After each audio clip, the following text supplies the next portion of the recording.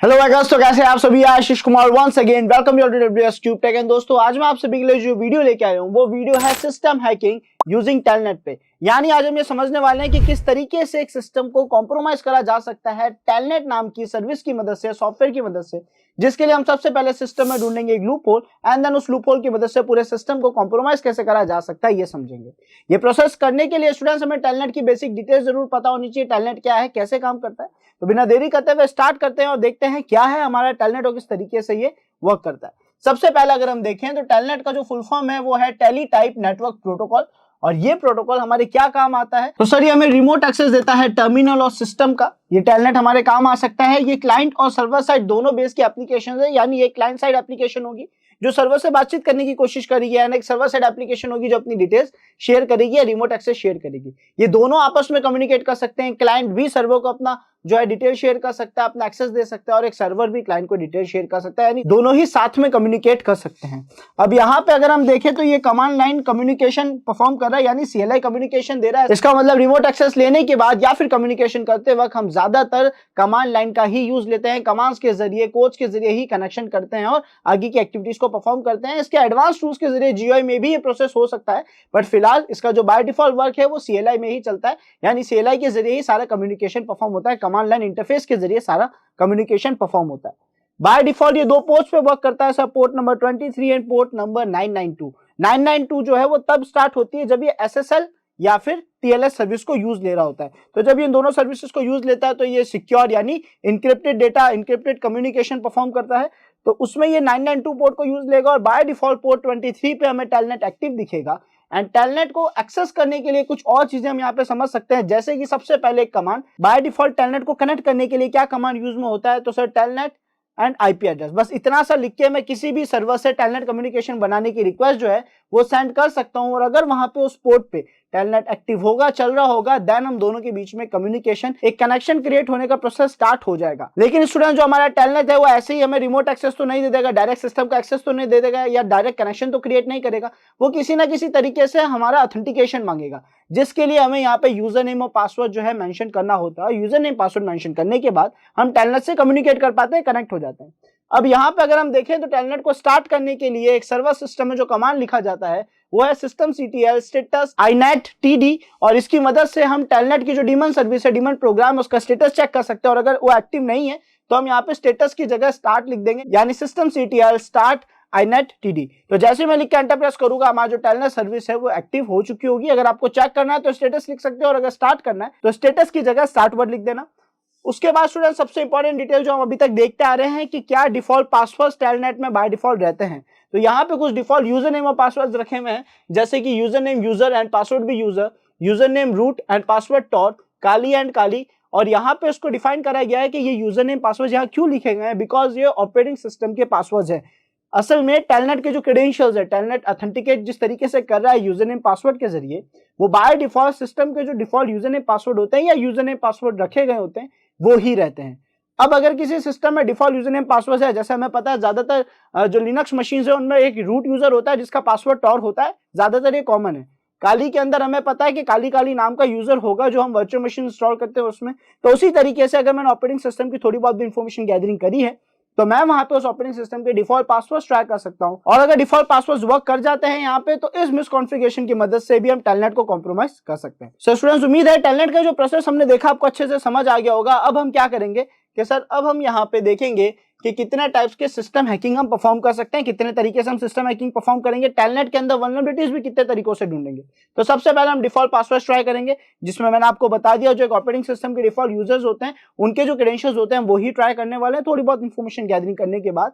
Then हम देखेंगे misconfiguration, अगर उस सर्विस के अंदर यानी टेलनेट की सर्विस में कोई भी मिसकॉन्फ़िगरेशन है, प्रॉपर ऑथेंटिकेशन नहीं, ऑथेंटिकेशन की लिमिट सेट नहीं रखी है, ऐसी कोई भी मिसकॉन्फ़िगरेशन है तो उसको भी ट्राई करेंगे। एंड देन उसके बाद हम देखेंगे ओल्ड सॉफ्टवेयर, यानी अगर हमारा टेलनेट जिस सॉफ्टवेयर के जरिए चल रहा है अगर उसका वर्जन पुराना है, टेलनेट का कोई पुराने वर्जन का सॉफ्टवेयर है जिसके अंदर कोई वल्नरेबिलिटी थी, तो हम उसके भी एक्सप्लॉइट्स ढूंढ के उसको यूज लेने की कोशिश करेंगे। एंड लास्ट में आता है हमारा पेलोड का पार्ट, जो अभी हम प्रैक्टिस नहीं करेंगे। जब तक हम system hacking using networking easily कर पा रहे हैं तब तक जैसे ही ये पार्ट कंप्लीट होगा तब हम पेलोड्स को और मिलिशियस प्रोग्राम्स के जरिए सिस्टम को कैसे कॉम्प्रोमाइज करा जाता है उस पार्ट को देखेंगे। बिकॉज इसके लिए हमें कोई फाइल शेयर करने की जरूरत नहीं है, हमें बस एक आईपी एड्रेस चाहिए और वहां पे कुछ डिटेल्स कलेक्ट करके हम सिस्टम को इजीली कॉम्प्रोमाइज कर सकते हैं। तो अब देखते हैं आगे की मेथोडोलॉजी क्या है इस प्रोसेस को करने की स्टूडेंट्स।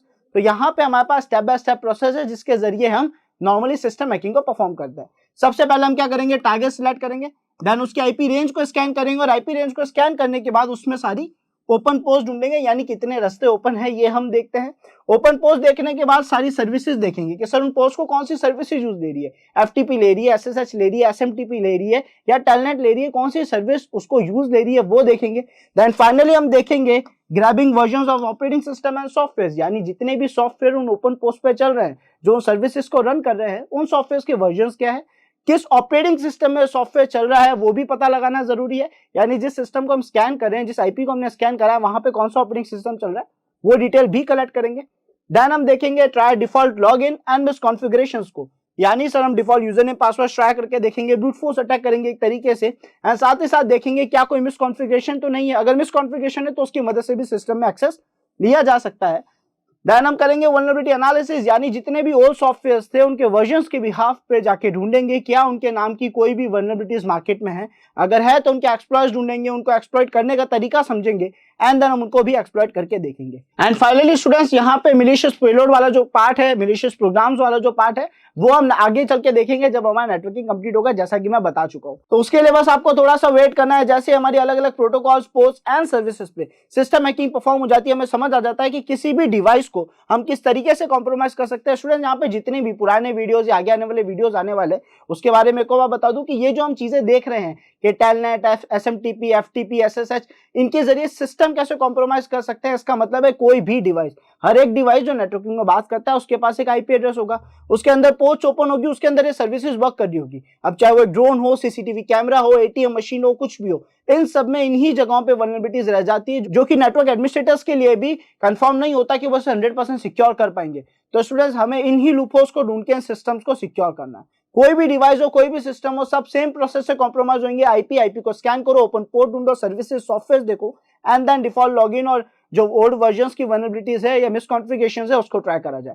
तो उम्मीद है स्टूडेंट्स ये कंप्लीट कांसेप्ट आपको समझ आ गया होगा। अब हम बढ़ते हैं प्रैक्टिकल पार्ट की तरफ। सो स्टार्ट करते हैं हमारी काली मशीन को एंड टेलनेट को कॉम्प्रोमाइज करके देखते हैं। तो स्टूडेंट्स यहाँ पे हमारी काली मशीन और हमारी मेटास्प्लॉइटेबल मशीन जो कि हमारी विक्टिम मशीन है, दोनों ही मशीन स्टार्ट हो चुकी है। हम यहाँ पे टेस्टिंग स्टार्ट करते हैं। टेस्टिंग स्टार्ट करने के लिए हम क्या करेंगे, सबसे पहले लिखेंगे nmap, विक्टिम सिस्टम का आईपी एड्रेस, पोर्ट जिस पे टेलनेट नॉर्मली वर्क करता है। हम चाहें तो यहाँ पे एक बार सारी पोस्ट ले सकते हैं, तो 1 से लेके 65535 -s capital S for SYN scan, -s capital V for version scan और -v लगा देते हैं वर्बस के लिए। इससे हमें एक बेसिक आइडिया लग जाएगा कि सिस्टम पे कौन कौन सी पोस्ट ओपन है, वहां पे कौन से सर्विसेज और कौन से सॉफ्टवेयर जिनका वर्जन क्या है वो सारी डिटेल यहाँ पे मिल जाएगी। एंटर प्रेस करते हैं और इसके आउटपुट आने का वेट करते हैं। हम यहाँ पे देखेंगे कि टेलनेट नाम की जो सर्विस है वो कितनी पोस्ट पे वर्क कर रही है एंड उन पोस्ट पे अटैक करने की कोशिश करेंगे। सो स्टूडेंट्स अगर आप में से कोई भी ethical hacking, penetration testing and bug bounty hunting जैसे एडवांस कोर्सेज में एनरोल होना चाहता है, जहां पे हम यही कंटेंट और भी ज्यादा डिटेल में सीखते हैं और भी काफी सारी चीजें सीखते हैं एथिकल हैकिंग और साइबर सिक्योरिटी के बारे में, डीप चीजों को हम एक्सप्लोर करते हैं, यहाँ पे डीप कंटेंट को एक्सप्लोर करते हैं। नीचे डिस्क्रिप्शन में आपको फॉर्म लिंक मिल जाएगा, आप उसे फिल कर सकते हैं, आज ही एनरोल कर सकते हैं अपने फेवरेट कोर्स में। सो यहाँ पे स्टूडेंट्स हमारा आउटपुट आ चुका है और अगर हम इस आउटपुट को ध्यान से देखें तो हमें देखना है टेलनेट की सर्विस कहाँ वर्क कर रही है। एज यूजुअल पोर्ट 23 पे टेलनेट वर्क कर रहा है। इसके अलावा और हमें कहाँ टेलनेट देखने को मिल सकता है, देखते हैं। सो स्टूडेंट्स केवल वही एक पोर्ट थी जहां पे हमें टेलनेट देखने को मिला, है ना। उसके अलावा फिलहाल अभी कहीं और टेलनेट नहीं दिख रहा, और अगर आप लोगों को दिख रहा है तो मुझे कमेंट में ड्रॉप करके बता देना कि कौन सी पोर्ट पे आपको टेलनेट ओपन दिख रहा है इसके अलावा। बट अभी पोर्ट 23 पे टेलनेट ओपन है। अब हम चाहते हैं कि यहाँ पे हम एक अच्छे लेवल का एन्यूमरेशन यानी इस पे कुछ प्रोग्राम्स टेस्ट करें ताकि हम मिसकॉन्फ़िगरेशंस या डिफॉल्ट पासवर्ड्स को टेस्ट कर सके। तो उसके लिए हम यहाँ पे लिखेंगे nmap और पूरा कमांड हमारा सेम रहेगा, बट हम यहाँ पे पोर्ट के अंदर लिख देंगे port number 23 -v -s capital V version scan के लिए and -, script equals to telnet asterisk, यानी वो सारे स्क्रिप्ट यहाँ पे यूज लेगा जिसकी स्टार्टिंग में टेलनेट लिखा होगा। तो अगर हमारे nmap के पास टेलनेट से रिलेटेड कोई भी स्क्रिप्ट है तो वो सारी स्क्रिप्ट यहाँ पे टेस्ट होगी एंड देखते हैं क्या उसके बाद हमारे पास कुछ अच्छा आउटपुट आ सकता है या नहीं आ सकता है। इसको थोड़ा जूम इन कर लेता हूँ ताकि आप सबको क्लियर विजिबल हो। अब एंटर प्रेस करते हैं और देखते हैं हमारे पास कैसा आउटपुट जनरेट होकर आएगा। तो स्टूडेंट जैसा हम देख सकते हैं यहाँ पे आउटपुट आ चुका है और आउटपुट हमें क्या बता रहा है कि सर पोर्ट 23 पे ओपन है, टेलनेट चल रहा है, टेलनेट का वर्जन है लिनक्स टेलनेट डी यानी डीमन प्रोग्राम, और उसके बाद यहाँ पे टेलनेट ब्रूट नाम की एक स्क्रिप्ट टेस्ट हुई है जिसने मुझे यहाँ पे बताया है कि सर टेलनेट में यूजर नाम का यहाँ पे डिफॉल्ट क्रेडेंशियल अवेलेबल है, जिसकी मदद से मैं टेलनेट सर्विस को एक्सेस कर सकता हूँ। तो ये हमारे लिए काम की इन्फॉर्मेशन है। उसके अलावा इसने कुछ और डिटेल्स बताई है कि इसने कितने चीजें टेस्ट करी है, कितने पासवर्ड टेस्ट करे, इंक्रिप्शन टेक्निक बताने की कोशिश करी, लेकिन इसे नहीं पता पड़ा। इसका मतलब कोई इंक्रिप्शन टेक्निक नहीं होगी, इसके चांसेस ज्यादा हैं। एंड आई थिंक इतनी डिटेल्स हमें मिली है स्क्रिप्ट टेस्ट को रन करने के बाद। ज्यादा डिटेल मैं नहीं कहूंगा मिली है, बट हमें डायरेक्ट डिफॉल्ट यूजर्स मिल चुके हैं, डिफॉल्ट क्रेडेंशियल्स मिल चुके हैं, जिसकी मदद से सर हम सिस्टम की और एक्सेस ले सकते हैं या टेलनेट की सर्विस को और एक्सप्लोर कर सकते हैं। सो स्टूडेंट्स, अब हमें क्या करना चाहिए? हमारे पास टेलनेट से रिलेटेड काफी डिटेल्स आ चुके हैं, डिफॉल्ट यूजर्स पता पड़ चुके हैं, पोर्ट तो हमें पता ही है, और टेलनेट वहां पे चल रहा है, ये बात कंफर्म है। तो अब हम यहाँ पे चलेंगे MSF कंसोल के पास और जाके देखेंगे क्या MSF कंसोल के पास कोई भी ऐसी स्क्रिप्ट है जो हमारे और काम आ सके। जिस तरीके से अभी हमने ब्रूट फोर्स अटैक टेस्ट करा और हमें कुछ क्रेडेंशियल्स मिले, क्या हमें ऐसे और क्रेडेंशियल्स मिल सकते हैं?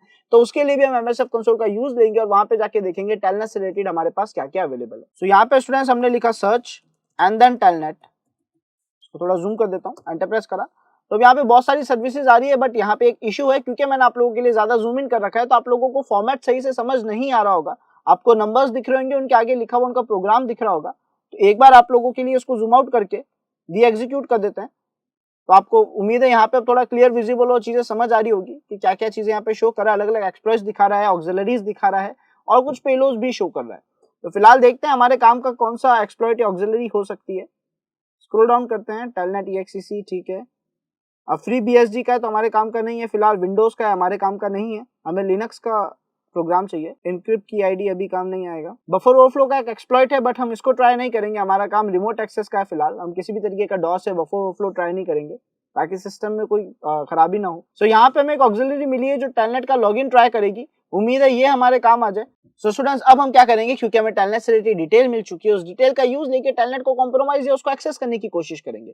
तो सर सबसे पहला बेसिक यूज होता है, या तो मैं नेटकैट के जरिए कम्युनिकेशन करने की कोशिश करूं, तो उसके लिए हमने लिखा netcat -v for verbose and then हमारा विक्टिम सिस्टम का IP एड्रेस 192.168.248.129 एंड उसकी पोर्ट जो की थी पोर्ट 23। हमें पता है यहाँ पे टेलनेट वर्क कर रहा है, हम इससे कनेक्शन बनाने की कोशिश करेंगे और देखते हैं उस कनेक्शन बनाने के बाद ही हमें क्या क्या ऑप्शन शो करता है।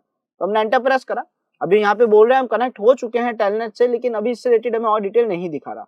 तो हमने यहाँ पे ऐसे ही ls लिख के देखा, एग्जीक्यूट नहीं हो रहा है, कुछ आउटपुट नहीं है हमारे पास। हमने यहाँ पे यूजर लिखा, अच्छा यहाँ पे कुछ इनक्रिप्टेड आउटपुट हमारे पास आया है, थोड़ा वेट करते हैं, एक और एंटर प्रेस करा है मैंने, देखते हैं क्या आउटपुट हमारे पास आता है। नहीं आया, अब यहाँ पे लिखते हैं यूजर एंड पासवर्ड यूजर। सो हमने यहाँ पे हमारे हिसाब से टेलनेट को एक्सेस करने की कोशिश करी, लॉगिन करने की कोशिश करी, लेकिन फिलहाल यहाँ कुछ भी ऐसा आउटपुट नहीं आ रहा है जो हमें डिफाइन करे या बताइए किस तरीके से वर्क कर रहा है। हम हेल्प भी ट्राई कर सकते हैं, शायद हेल्प हमें कुछ बता दे, लेकिन हेल्प से भी अभी तक कुछ आउटपुट तो नहीं आया है। इसका मतलब सर नेटकैट के जरिए इसको डायरेक्ट कॉम्प्रोमाइज करना थोड़ा डिफिकल्ट होगा, हमें पहले उसकी वर्किंग को समझना पड़ेगा। ऐसा नहीं है कि इसके जरिए हम उसको एक्सेस नहीं कर सकते, बट हमें जब तक इसकी वर्किंग नहीं समझ आएगी, ये किस तरीके से क्रेडेंशियल्स एक्सेप्ट करता है, किस तरीके से यूजर को ऑथेंटिकेट करता है या कनेक्शन क्रिएट करता है, तब तक हमारे लिए प्रोसेस डिफिकल्ट होगा। तो जब ऐसी प्रॉब्लम हमारे सामने आए जो फ्यूचर में कभी भी आ सकती है, किसी भी प्रोटोकॉल पे आ सकती है, अगर ऐसा हो तो उस केस में हमेशा ट्राई करना है कि उसके ओरिजिनल सॉफ्टवेयर के जरिए उससे बातचीत करने की कोशिश करी जाए, बिकॉज उसका सिंटैक्स, उसका फॉर्मेट उसको अच्छे से पता है कि वो किस तरीके से कम्युनिकेट करता है। तो अगर हमें टेलनेट से बात करनी है तो हम भी हमारे सिस्टम में लिखेंगे टेलनेट, और बाय डिफॉल्ट हमारे लिनक्स मशीन्स में हमारे पास टेलनेट पहले से है, तो हम इसके जरिए कम्युनिकेट करने की कोशिश करेंगे। -h लिख के इसकी हेल्प देखने की कोशिश करते हैं, तो ये हमें सजेस्ट कर रहा है कि रिकमेंड कर रहा है कि -हेल्प लिखें। हमने यहाँ पे -हेल्प लिखा, एंटर प्रेस करा और हमारे सामने कुछ ऑप्शंस आ गए हैं जिसके जरिए हम इसको यूज ले सकते हैं। अगर स्टार्टिंग में ही हम देखें इसका यूजेस क्या है, टेलनेट बताओ, ऑप्शन बताओ और होस्ट और उसकी पोर्ट बता दो और ये कम्युनिकेट कर लेगा। ग्रेट। -a फॉर लॉगिन और काफी ऑप्शंस है, तो हमने कहा इसका बेसिक यूज लेते हैं। सबसे पहले मैंने लिखा टेलनेट और विक्टिम सिस्टम का IP एड्रेस। बाय डिफॉल्ट हम यहाँ पे पोर्ट भी फिलहाल मेंशन नहीं कर रहे हैं, ये समझ रहे हैं कि इसको पता होगा ये बाय डिफॉल्ट किस पोर्ट पे वर्क करता है। एंटर प्रेस करते हैं और आप देख सकते हैं इसने हमें बैनर दिखा दिया है हमारे मेटास्प्लॉइटेबल 2 का, यानी हमें यहाँ पे मेटास्प्लॉइटेबल 2 शो कर रहा है। और अगर आप ध्यान से देखें तो मेटास्प्लॉइटेबल 2 को जब स्टार्ट करा जाता है तो उसके डिस्क्रिप्शन में ही उससे रिलेटेड लॉगिन डिटेल्स होती है, वो भी हमें यहाँ पे शो कर रहा है। यानी हमें कह रहा है कि सर आप MSF एडमिन क्रेडेंशियल्स के जरिए भी इस सिस्टम को लॉगिन कर सकते हैं, क्योंकि बाय डिफॉल्ट इसकी जो डिटेल्स है ये अपना आप यहाँ पे शो करता है। और ऐसा ही काली लिनक्स भी करता है, काली की जो वर्चुअल मशीन हम ऐड करते हैं वो भी ये डिटेल शो करती है। तो अगर आपके सिस्टम में टेलनेट चालू है और आपके पास काली लिनक्स ही है तो अभी आपके सिस्टम को कॉम्प्रोमाइज करा जा सकता है, बिकॉज उसकी डिस्क्रिप्शंस में उसकी डिटेल लीक हो रही है और टेलनेट सर्विस के डिफॉल्ट पासवर्ड्स के जरिए भी आपको कॉम्प्रोमाइज करा जा सकता है, जो कि एक नॉर्मल यूजर के लॉगिन पासवर्ड ही होता है, जैसा हमने थ्योरेटिकल पार्ट पढ़ते हुए समझा था। तो फिलहाल हम क्या करेंगे, सबसे पहले नॉर्मल यूजर यानी यूजर के जरिए लॉगिन करके देखते हैं। तो हमने लिखा यूजर नेम में यूजर एंड पासवर्ड में यूजर, एंटर प्रेस करा। आप देख सकते हैं हमें शेल मिल चुका है, हम कनेक्ट हो चुके हैं टेलनेट के जरिए विक्टिम कंप्यूटर से। ये command line process, command line remote execution हमें देता है। तो अब यहाँ पे ls लिख के एंटर प्रेस करूँ, कोई फाइल फोल्डर्स नहीं पड़ा है। pwd लिख के एंटर प्रेस करूँ तो होम के अंदर यूजर डायरेक्टरी मेरे को शो कर रहा है। ifconfig कमांड रन करूँ तो मुझे मेरे विक्टिम सिस्टम की आईपी भी दिखा रहा है। इसका मतलब हमने सक्सेसफुली टेलनेट के जरिए सिस्टम का रिमोट एक्सेस ले लिया है। अब यहाँ अगर हम फिर से एग्जिट करें और फिर से इस चीज को ट्राई करें तो यहाँ पे इसका लॉगिन पेज हमारे सामने आ गया। और इस बार जैसा ही मुझे रिकमेंड कर रहा है वैसा यूजर नेम पासवर्ड अगर मैं डालूं तो क्या मैं टेलनेट को लॉगिन कर पाऊंगा। तो यहाँ पे हमने लिखा MSF एडमिन एंड फिर से लिखा MSF एडमिन, जो कि इसके डिस्क्रिप्शन में खुद ही मुझे डिटेल में समझा रहा है। और आप देख सकते हैं मैं यहाँ पे भी लॉगिन हो चुका हूँ। ls टाइप करूंगा तो MSF एडमिन के अंदर पड़ी हुई कंटेंट जो है, फाइल फोल्डर्स जो है, ये मुझे शो कर रहा है। तो स्टूडेंट्स यहाँ पे हमने सक्सेसफुली टेलनेट के जरिए सिस्टम को एक्सेस लेके देखा। पहले हमने नेटकैट के जरिए ट्राई करा, क्रेडेंशियल्स मिलने के बाद जब उससे नहीं हुआ तो हमने ओरिजिनल सॉफ्टवेयर के जरिए कम्युनिकेट करने की कोशिश करी। अगर इससे भी नहीं होता तो मैं डिफरेंट मार्केट में जाके एक्सप्लॉइट सर्च करता, जैसे एक्सप्लॉइट DB और इन प्लेटफॉर्म्स पे जाता और उनको ट्राई करके देखता। आई होप स्टूडेंट्स आज का वीडियो आप सभी को पसंद आया होगा, जहां पे हमने समझा कि किस तरीके से टेलनेट की मदद से हम किसी भी सिस्टम या डिवाइस को कॉम्प्रोमाइज कर सकते हैं, चाहे वो कोई भी डिवाइस हो, ATM machine, CCTV camera, drone, mobile, laptop, कुछ भी, हर वो सिस्टम जिसके पास एक IP एड्रेस हो सकता है, फिर चाहे वो ट्रैफिक लाइट ही क्यों ना हो, कोई भी सिस्टम इस तरीके से कॉम्प्रोमाइज हो सकता है। बट वहां पे वो सर्विस हो, वो पोर्ट ओपन होनी चाहिए और एक IP एड्रेस होना चाहिए जो कि एक्टिव हो। सो स्टूडेंट्स मिलते हैं नेक्स्ट वीडियो में। Thanks for watching this video.